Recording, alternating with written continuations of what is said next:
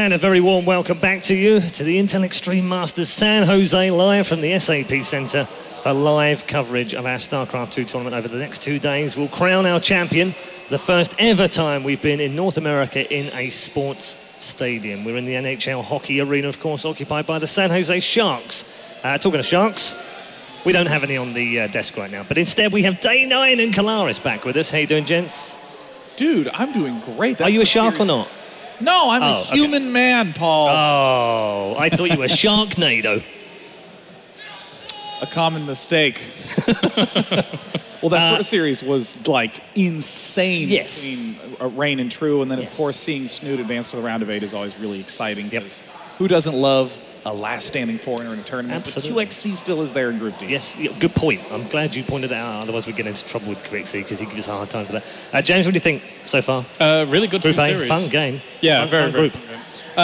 I did like the first series a little bit better, obviously, because it was like a bit more funky, a bit more diverse. But the second series, to see Snoot being able to prevail was really, really nice as well. So that's overall pretty cool. Okay, we're going to get into our Group B games now, and we're going to head into a team game. What's up with you, Todd? Just Apollo makes me laugh a little bit. Apollo's making you laugh off camera. See, even when he's not on the desk, Apollo is actually on the desk. You just don't see him. He's actually kind of like invisible on the desk. We're going to move into Revival versus Polt now. This is a very interesting kind of dynamic between two teammates, between two players that have played each other, not that recently, but this year anyway, and it didn't go the way that we thought it would go back then. Polt obviously going down. He is a champion. He's been a fantastic champion this year and last year, and seemingly every year since 2011. Massive personality. Great to have him here. But Revival's got something about him right now, guys, hasn't he? Has he got that ability to beat Polt? That element of surprise maybe is what he has best going for him, because we haven't seen him much showcase how he's been playing like recently.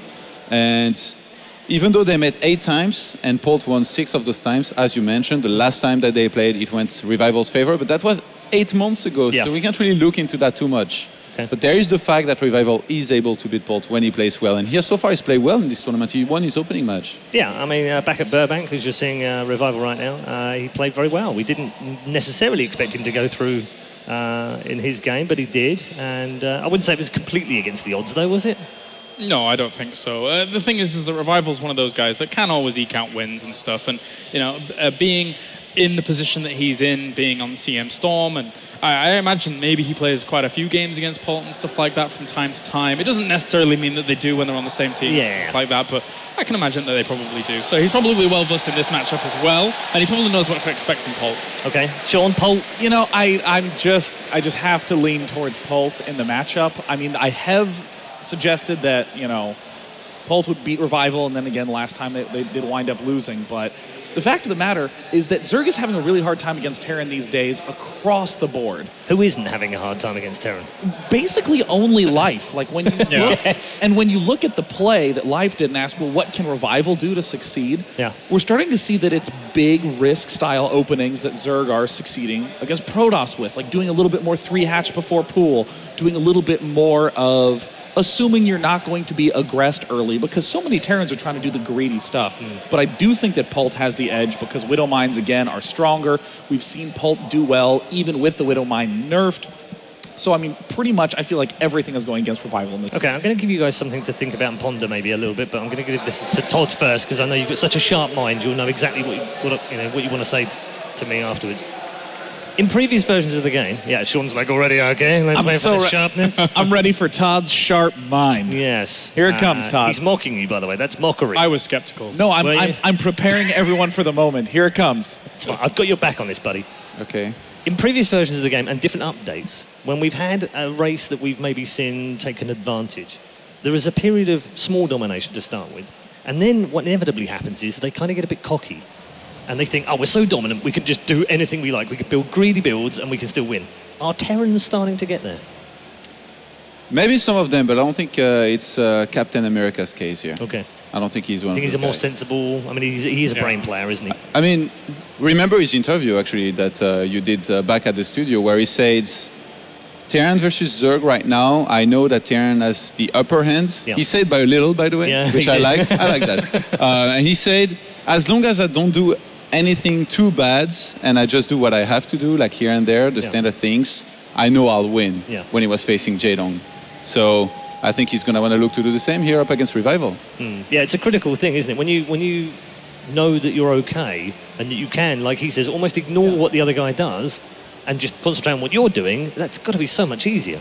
Yeah, I mean, I honestly completely agree with Todd's analysis that Terran players were being greedy for a little bit, and they need to back it off just a touch. Because, I mean, going Command Center first into Hellion, that's great, that's fine. But don't go Command Center first and then go for another Command Center and then go Hellion and then be surprised when you lose to that Ling Baneling all in.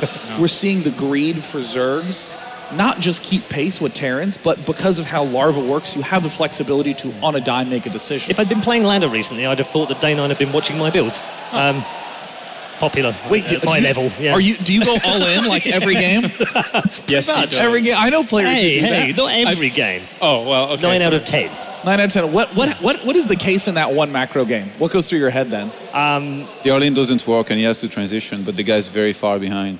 Yeah, and that's as good a time as any to head down to the stage where the players are ready, the proper players in this case, where we're going to have a great match between two teammates, Revival and Polt. Thank you so much, guys. You know, they're both sponsored by CM Storm, but I don't know if we can call them teammates.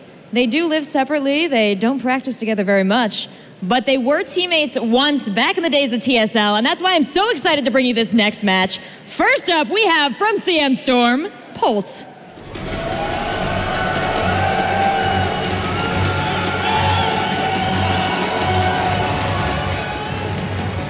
And his opponent, also representing CM Storm, Revival.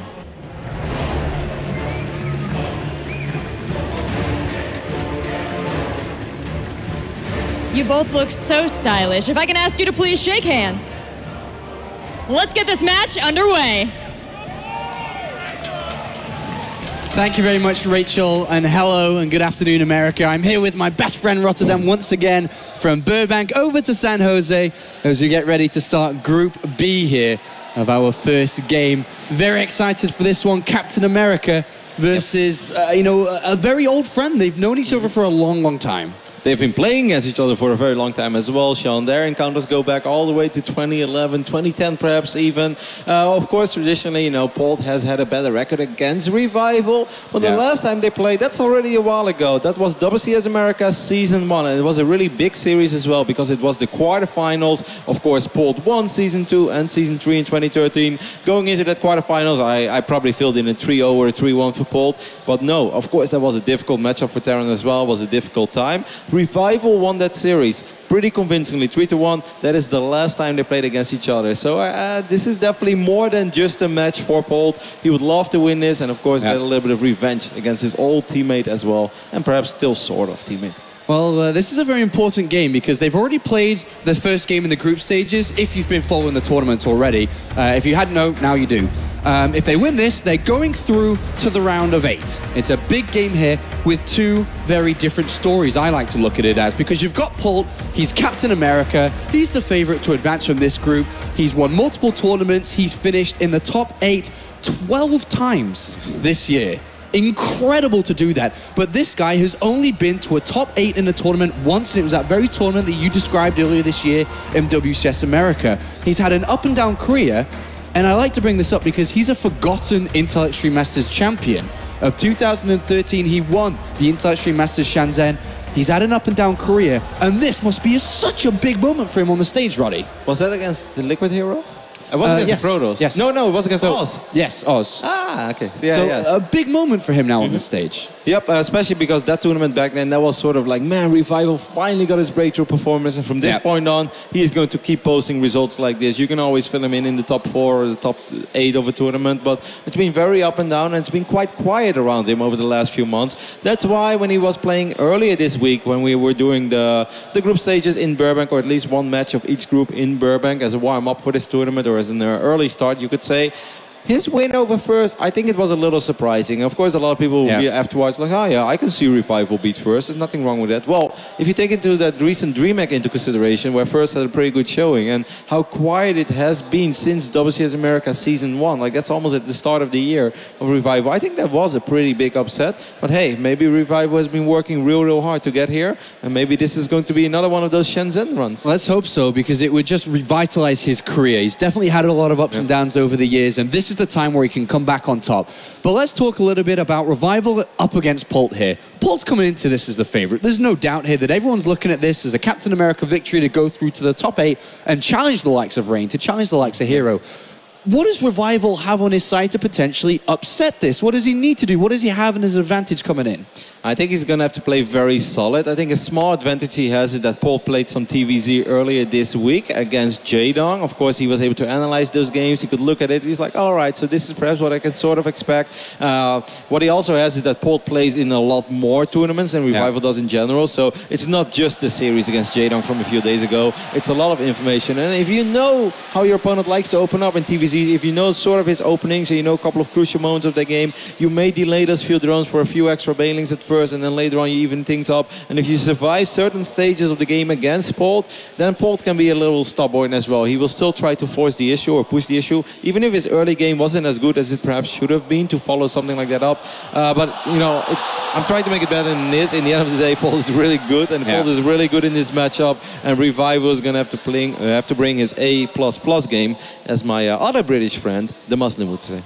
Well, here is the map order, of course. Still just the best of 3 at this stage of the tournament. Merry-Go-Round our first, King, Sejong Station second, and then Catalina here. A great, I'd like to say, map order, and great starting map here for Polt. This is increasing the difficulty for Revival coming into this. I agree that the mid merry-go-round is so tricky for a Zerg player. It's so easy to put Widow Mines in good positions over there. And of course, if a Zerg would take his fort like towards the middle, well, then you can always add in a tank or 2, but you don't even have to. Even just Widow Mines on the low ground, then you can elevate a few Marines, because you don't have to straight up kill that fort base as long as the Zerg doesn't mind from it, you know. You can already sign for that if you're a Terran player. So it's going to be extremely important for Revival that he somehow controls the middle. We saw Jaedong attempting run by all the time, was remotely successful with it, because that first game wasn't really going all that bad for him.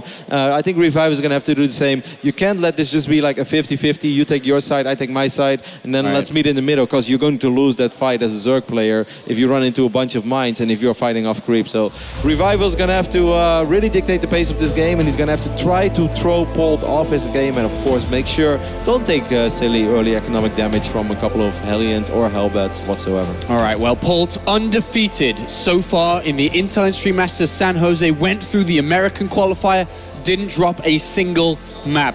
Came into the round of 16 in group stages, defeated Jaedong 2-0, undefeated, continuing on.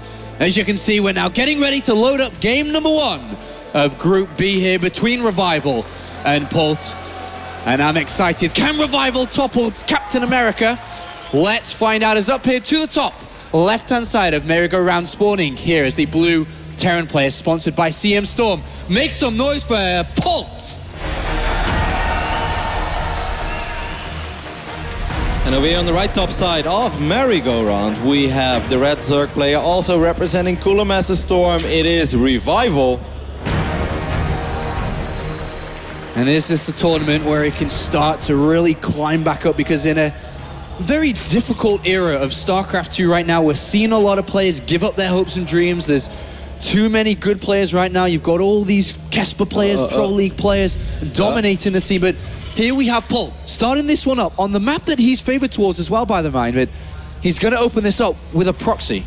Yep, and what kind of proxy will it be?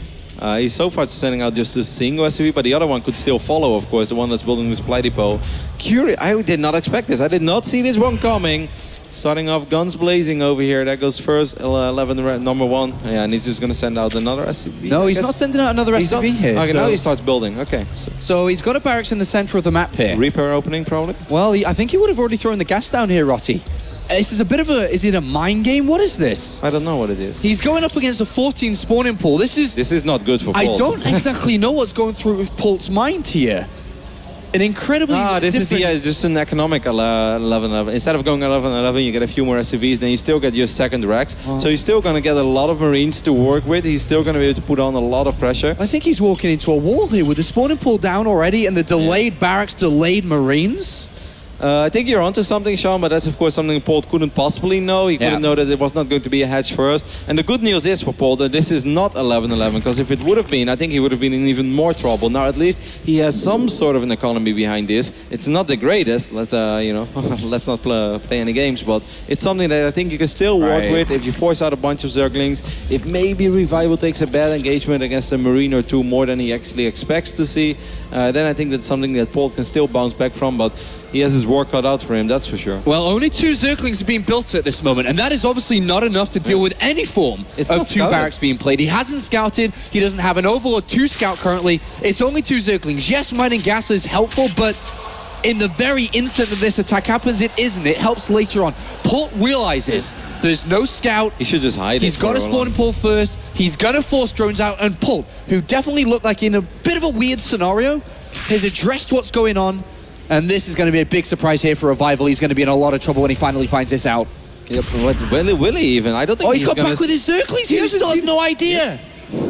A fantastic moment here for Polt. He's going to stretch forward here. He's got gases coming in. He's got a follow-up planned as well. But right now here, Revival sees this for the very first time. He's got Zergling speed on the way. Not going to be helpful. How much lava does he have? Because he's currently not building any units. Okay, so Spine Crawler coming in. Gonna get a spine. I wonder if Polt is gonna try to get a bunk drop over here on the high ground. I don't think normally you would ever do it. Okay, he's gonna actually build on the low ground. Maybe that's like the safety bunk, and then he will still get one on the high ground. Revival still has tools to work with this. The second queen is about to pop.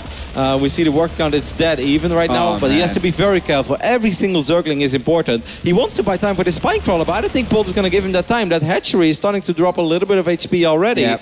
All Polt's got to do is kill off this hatchery. He's already got a follow-up to this. He hasn't rushed down a command center. He's got gas coming in. He can go up towards Hellions. He can go up towards Banshees on one base. It doesn't matter. Revival is going to make a stance against it, but I really think if he tries to save the hatchery, he's going to lose a lot of his units. Well, as long as the bunker is not up, I believe, Sean. As long as the bunker is not up, I really think that the Revival can save the hatch. But Zergling speed not too far away. Yeah, exactly, and he already has quite a few Zerglings, because this has been slower than normally as well. This is Polt's moment. He's going to focus the spine crawler. I do believe we have 1 transfuse available. Yeah. 1 bunker does go up, so this is indeed getting very, very tricky. There goes that transfuse. So from this point on, you're going to be careful with that spine as well, because it's very, very important. All right, well, Revival is just all gung-ho for this one. 6 additional Zerglings waiting for Zergling speed to finish. The Bailey about to complete as well.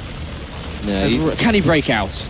He has a lot of units. I guess to go case around there on those 4 or 5 Marines that were a little bit too far forward. He's going to run across the map with a few Zerglings, but the factory, I believe, already finished up. Yes, indeed. So just a single Hellion, maybe 2 Hellions, should be enough to take care of that. Well, will it be? Because if that Hellion somehow gets surrounded, Polt makes a mistake, this could still work out here for Revival. Yeah. Polt continuing to pressure a little bit, but it is an all-in virtually at this point for Revival. No, the command center is, of course, super late for Polt as well. Yeah, but the counter-attack with Hellions and Medivacs and anything here is huge. But Steam or stuff is still so far off. I agree. Of course, this has been a huge commitment, and Revival is indeed going to go all out with this. Now you can call it a semi-all-in, but even if this doesn't work, it's still technically 2 bases against 1, and he already has speed.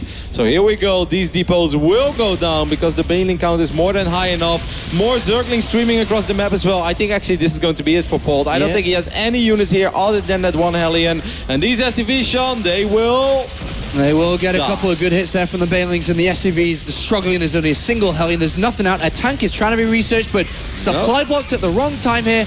All the SCVs are going to go down, and from what it seemed like pretty decent here for Polt, has turned around, and this Zergling Bailing attack has crippled Polt. And Revival opening up with the most important victory here on a map that favors Polt in general.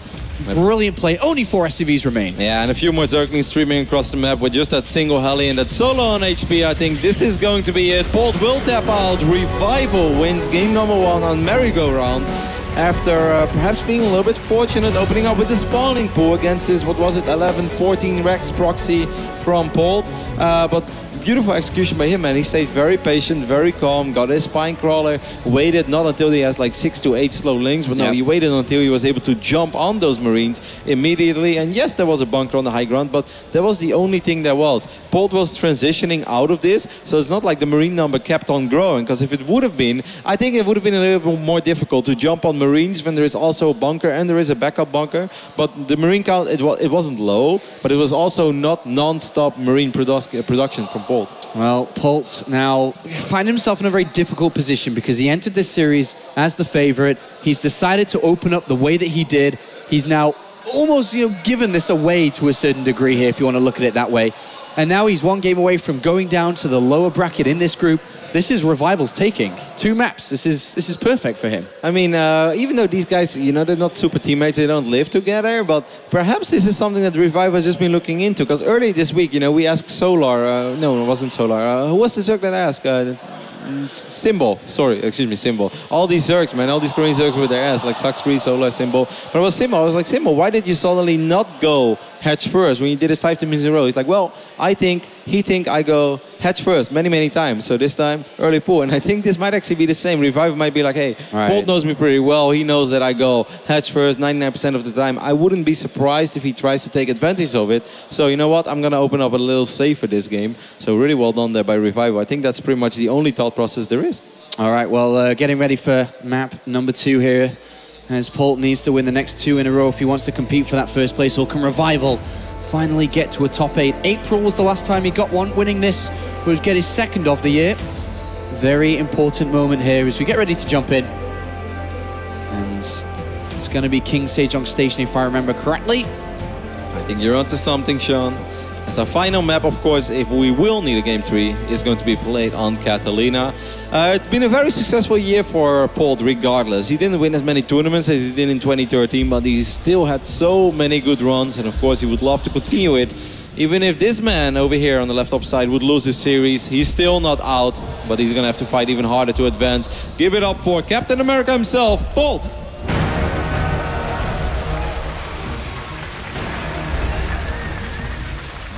And down here to the bottom right-hand side of King Sejong Station, opening up this series with a victory, it's the Red Zerg, it's Revival.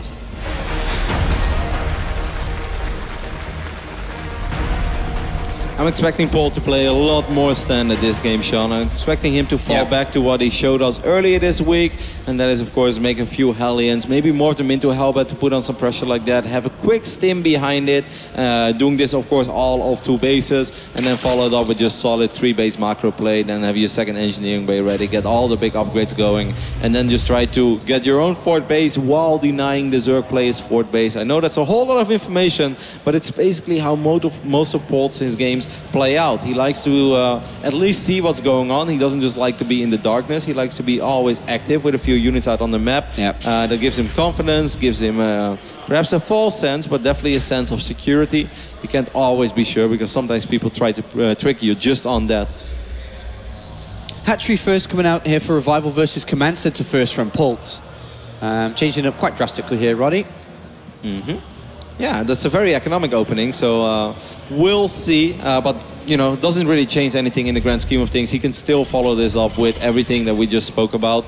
It's good for Revival as well. After that first game, he could be like, oh man, I dodged the bullet there. But I highly doubt that he's going to try to do something like that again. So this time, I will go hedge first. Still going to get the extractor, but the more economic opening for Revival. Revival seems to be a little bit ahead when it comes to mind games so far in this series, Sean. And he can use that to his advantage coming into this mid-game here too. Does he want to try to bust Polt here with a typical Baneling build, a Roach Baneling attack? He sees it as Command Center first with his Overlord. He's already decided to get that extractor nice and early on, so it could be an angle that he takes to close this up to 0. He has that game in hand. Yeah, and we've seen a lot of Zergs earlier this week, both Hyun and Symbol, just being a little crazy in ZVT. Just at very random moments, suddenly decided to make 24, 26 Zerglings, and that is a massive commitment. That's not something that you can bounce back from very easily.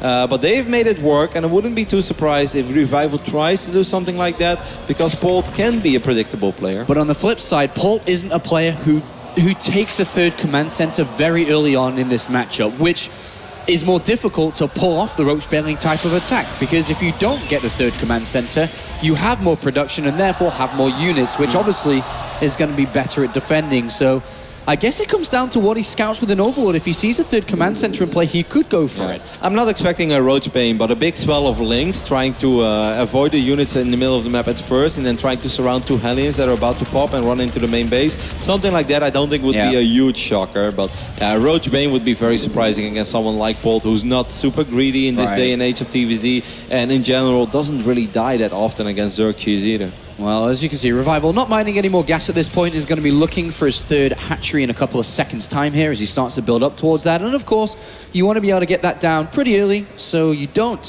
have a hard time against the Hellions, which are on their way, or will be very shortly, as the factory and reactor has been started. Second gas coming in for Polt. Yep. I will keep a close eye on the production tab now as well, because this is one of these moments where if Revival would ever decide to make a lot of links, it's pretty much now. They would hatch right when speed is ready, and we know that Zerg players like to get away with that, but so far we see nothing but drones. The second gas may indicate that Polt wants to go for some Hellion Banshee, Sean. Is that an option? Hellion Banshee, could be Hellion Banshee, Hellbats as well.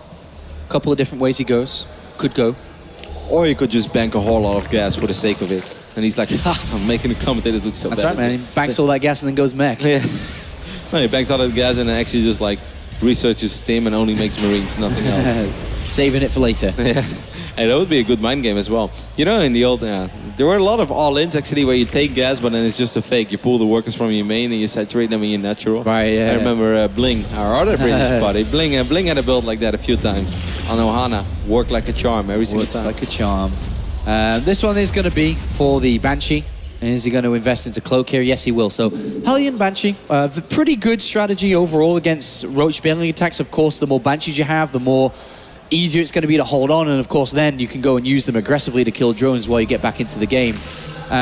Polt having a look around, he sees the third hatchery down at a very early time, so it's more likely that he isn't going to be attacked from 2 bases, of course. Okay, with openings like this, Sean, and now I'm not a super expertise Terran player, I have not been in this position a whole lot, but I do feel that Polt is kind of forced to at least do some damage with this, because his third command center is pretty late compared to this hatchery. Correct, he's investing in Hellions and he's investing in Banshees, units that in 3-4 minutes from now on are not going to be all that important anymore. So he can just sacrifice his units. Spore crawlers are going down in every single base, like Flo is showing us. I'm pretty sure that Revival sent in an Overlord, which you may have missed, because there's one missing from the top far left-hand side that I think has gone in to spot this, so he's well aware of what's going on. He seems to be on the money so far.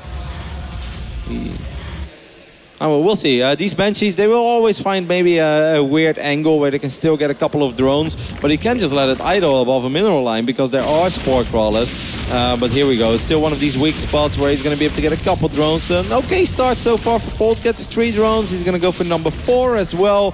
Successful start of his arrest, but I still feel he needs a little more than just that, Sean. I mean, 7 in total if you include the 3 spore crawlers that have to be built. And I think there's a 4th one as well. So it's a lot of damage dealt early on. And when you build spore crawlers, you mustn't take damage from the Banshee almost at all.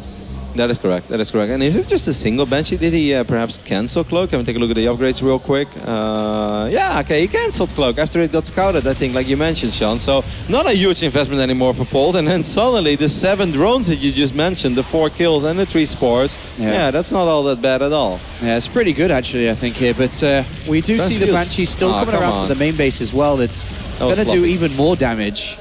A little sloppy there. Yeah, it's gotten even about 3 kills, so very good here from Polt, very good. Yep, extremely well done there by Polt. A little sloppy by Revival, not dropping the Transfuse on the Overlord, because also I think if he drops the Transfuse, the Viking chases that Overlord a little further, gets in range of the 3 queens, the 3 queens die, and you can happily go back to spreading your Overlords around the map again, which is so important against, you know, as we all know, these medevacs with the stimmed bio units in it that Polt will start flying around with real soon. So that may have seemed like a very small thing down in the middle of the map, but extremely unnecessary. 3 queens with so much energy. If you can take care of that Viking, well, that was not guaranteed, but at least save your Overlord and push that Viking back for a while. I think the state of the game is very similar. I think the Banshee was a great success here for Polt, but at the same time, Revival has got earlier upgrades, but I don't know how much that's going to help him at this point. The Spire is pretty fast as well. We'll see. As Banelings have been launched up, we could actually see Revival take a lead in this game if these Banelings were able to get... Sorry, yeah, Banelings were able to get into this mineral line at the north. I mean, he doesn't feel too confident to go up to 4 bases now, though. And normally this is a phasing game where the 4th base is so important. These Banelings are going to wiggle their way north of this empty right now simulator. Is so distracted in the middle of the map here. A lot of SCVs go down as in the center here. We missed a fight. We missed an engagement. Polt was there, you know, moving his units around, was not looking and paying attention. I think that was pretty good there for Revival. Yep. That's good, but in the end, I still feel like he needs a little bit more. He's getting a macro hatchery, correct? I guess in his main, he's getting it right next to the main base. But okay, now he's going to go up to 4 bases. 11 minutes and 47 seconds. You could say he's a little late in this matchup, but other than that, things are going okay-ish. Yeah. But it will still come down. And what do you think about the fact that he takes it in the middle of the map? I know he has better creep spread there, but do you think this is going to be a harder base to defend than what we Zerg players normally see do? And that's in the left bottom side. It depends if he is the one defending, though. This could very easily turn aggressive with 2-2 upgrades coming up. If he doesn't really invest too heavily into the longer game, which is taking the 7th and 8th gas on that center base, I think it could get pretty sticky here for Polt. Well, the Widow Mines are starting to spread out. Of course, this is something that Revival will see because of the creep tumors, but he also has to worry about drops. This is one of the phases in the game where, as a Zerg player, it's going to be extremely difficult not to take a whole lot of damage from drops, and now he's not going to be able to keep those tumors alive. I think this is a little tricky for Revival because running down a ramp is going to get very, very difficult. I believe a medevac is heading to the main base as well, as we can see with 7-8 Marines in it. This is where Polt normally excels, Sean. Yeah, pretty good Baneling hit. I mean, Widowmine hit onto the Banelings there while the drop is going on at the same time. So Polt already up 20 supply. He's pulling Revival around here. And as you can see, Polt hardly taken any losses in this game, yet has dealt out so much. The Spire is taking a lot of damage as well. And if these are just Zerglings and if no Banelings are arriving, I think this Spire... Oh, no Transfuse either. I think the Queen had energy. Man, the Revival's falling apart over here, and Polt is just taking a massive advantage. Yeah, these Banelings doing absolutely nothing here, and Polt doesn't take any losses and is absolutely walking over this map in the center field here. 2-2 upgrades are about a complete Revival that will help in this engagement, but still, a very good position here for Polt.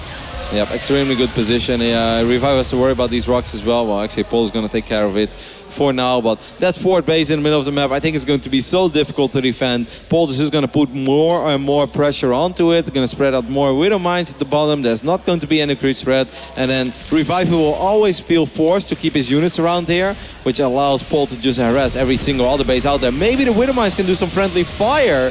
Oh, yes, well, actually, there we go. A couple of Marines did die. This might trigger a Revival to just go for it, because Army Supply, he still has more than enough to work with. Oh, trying to clear in at Widow Mines, but he's gotten hidden by that Thor twice now. A lot of these mules very low, and Polt is waiting. Yeah, but like Revival at his moment, I think, when he has his +2 upgrades, but now Polt is going to have his +2 upgrades as well. Yeah, Polt's going to push this. Yeah. Things are going to get more and more dicey. He's going to roll in with 23 Banelings, and a few more of them are morphing. I love how he's not using the Banelings on the Tor. So actually, this seems to be going alrighty for Revival, but he needs still a little more, and he has more, Sean. He has quite a few Banelings here, and he is going to push this back. Great news here for Revival as he pushes Polt off a chokehold type position, but not too far back here. Is Polt going to re-establish his position on his high ground, as he has a 4th base and will continue to do that. I think we missed more Banelings potentially up there. No. Those were the Banelings from early on. He just never repaired the SCVs. All right, well, another push going to come in here for Polt. As Revival very high on Banelings, but lack of creep spread now in this center area, which is obviously going to be good for Polt. He's again morphing 17 Banelings at once, though. Revival has pretty damn solid production, as one drop does get shot down in the middle of the map, or excuse me, in the main base of Revival. While Revival's going to roll in one more time with the Banelings, I feel the Baneling number is not as high as it was before, but neither is the Marine count. Revival actually getting another good trade over here. Now he takes a 20 supply lead in his game, Sean. Yeah, he's going to push his back, and the command center has landed. You what, Roddy? As he pushes forward, and the Widow Mines do a lot of damage, and even a great pickup from Polt with the Marines in that medevac as well, retreating back to that Thor. Revival is going for it, though. He's waypointing all his units over. He's looking to try and take the 2-0, but Polt will continue to hold. If this turns into a planetary fortress, this starts to heavily favor Polt in this type of fight when they're both in the center. This is looking good, but he needs to establish this high ground. It started off so well for Revival, a little over-eager there. That one Widowmine hit pretty much every single unit that was in that army over there. The Tor again getting a couple of good shots off. That command center is running very low on HP. The Zerglings are preventing the other units from getting close to these Mutalisks, but no Mutalisks are left anymore. Revival's losing everything trying to destroy this army here, and that was not a good fight and not a good trade. The command center lives, and the majority of the Marines as well. And now this is very easy for Polt to take this 4th base, to establish it, to turn it into a planetary, to continue pushing units over, to further his upgrades. And the momentum that Revival had just lost in that fight is huge. Yep, Revival has about a minute or so left in this game, maybe a little longer to fight with even upgrades. From that point on, it's going to be a 3-3 bio army for Polt, and we've all seen those TvZs so many times. It doesn't mean that it's over, because Banelings can still turn things around, but it's going to be extremely difficult for Revival to get good trades. He started off so well that I just got a little too excited. The Tor got a massive shot off, and of course the Widowmine killed a bunch of Zerglings and also did damage to the Mutalisk. So in the end, a very, very expensive loss for Revival, while he did still win that first fight pretty convincingly. Widowmine does a bit of self-damage there to these Marines, but Polt in fantastic position here to look to tie this one out as a drop on this right-hand side, but shouldn't really be able to do too much. There's a lot of Mulas here. Don't really want to fly into with your Mutalisk into a bunch of Marines like that. I think he just lost 4 Mutalisk over there, taking care of 8 Marines. Those are not trades that Revival truly wants to make, I feel. I mean, he's mining over 8 Extractors, but he's been morphing so many Banelings throughout this game as well that you can't just throw away 4 Mutalisk like that. That was a little sloppy, Sean. Revival's strong point in this game was the mid part. I think that's why he took this base, that's why he was so heavy on Banelings, and now he's lost his momentum. And Polt is just driving this one home. 5th base being established here for Captain America. He's got a huge income.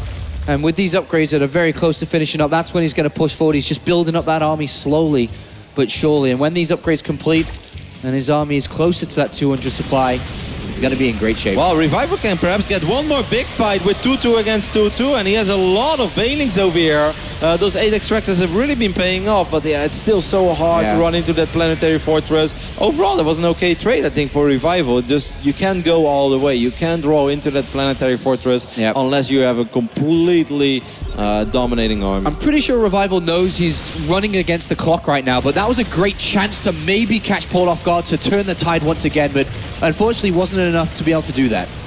The Medevac gets shot down by the Spore Crawler. Mutalisk will take care of the drop at the same time.